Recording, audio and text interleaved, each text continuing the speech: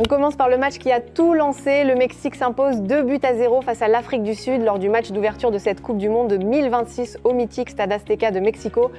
Une atmosphère absolument électrique, des tribunes en fusion et un peuple mexicain en délire pour ce match tant attendu à domicile.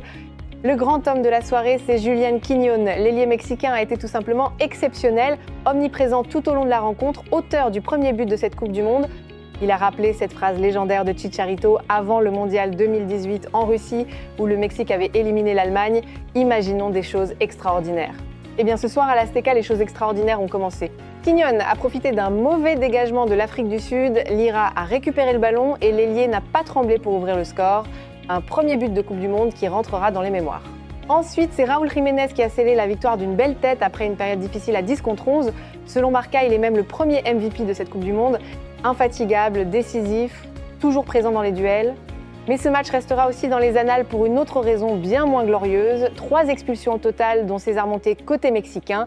Un record absolu pour un match d'ouverture de Coupe du Monde. L'arbitre a complètement perdu le contrôle de la situation en distribuant 2 cartons rouges totalement évitables en fin de rencontre. On était à une seule carte rouge du record connu sous le nom de la bataille de Nuremberg et